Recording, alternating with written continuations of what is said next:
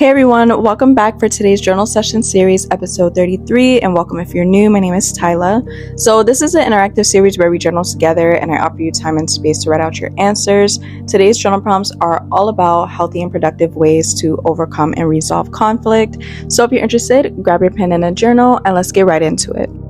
So question number 1, what are the steps you usually take to overcome conflict?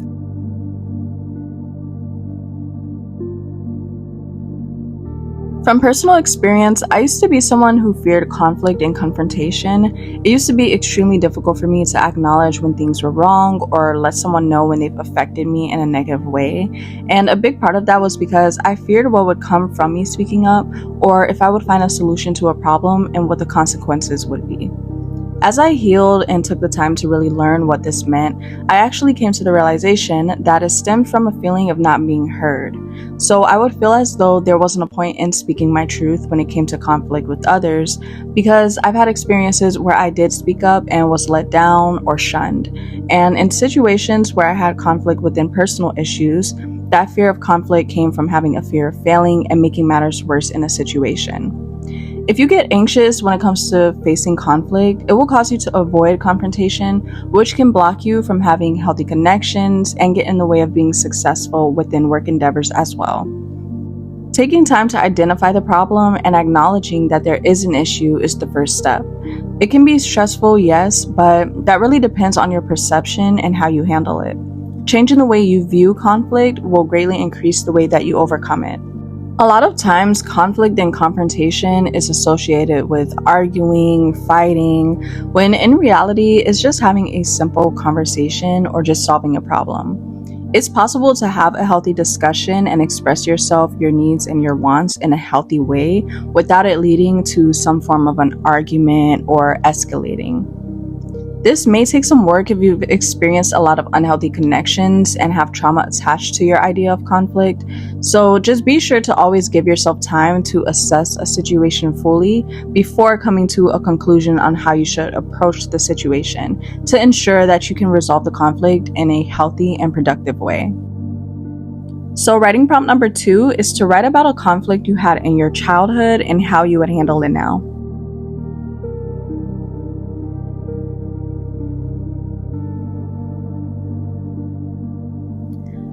The way you handle conflict now in the present can have a lot to do with how you've handled it and experienced it in your childhood or just in the past in general. So identify some situations in which you faced conflict in your childhood and how you overcame it. This can also help to reveal a lot about if you have some form of trauma from childhood that has caused you to have unhealthy feelings towards conflict and confrontation. If you've had situations in the past where you've handled conflict in a poor manner or just didn't fully understand the proper ways to resolve conflict, it's really great to take those lessons and experiences and apply them to situations you face present day.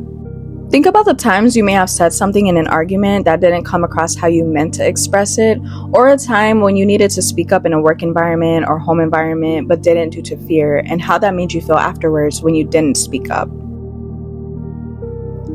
Our past can often serve as a great tool to help us grow, so always take time to identify and get to the root of your current beliefs. Now, the third prompt is to list the top 3 obstacles in your life right now and describe how you are actively combating them or could combat them.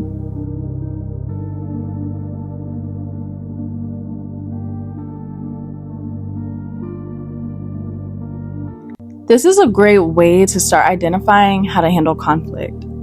Taking the time out to identify what the conflict is and figure out different ways to overcome it can take away the intimidation of facing it.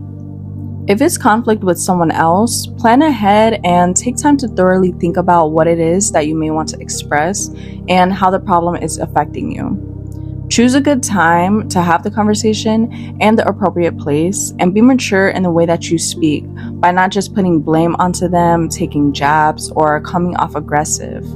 Especially depending on what the conflict is, it may be something that can be a little heated, so just make sure that you're handling it in a way where you can remain calm but still get your point across.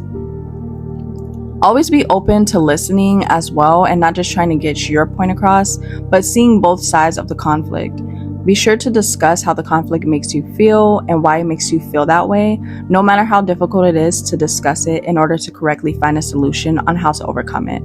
A lot of times we don't want to have those difficult conversations. So a part of handling conflict is having those difficult conversations.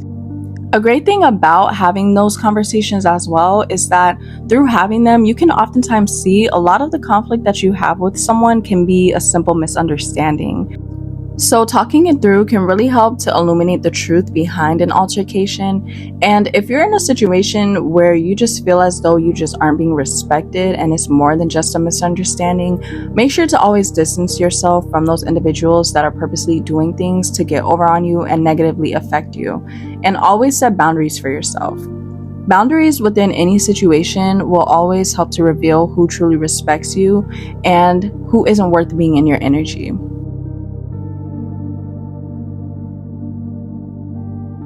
And last but not least, have you ever been in an argument and had to really consider where the other person was coming from? What did you change about your own behavior?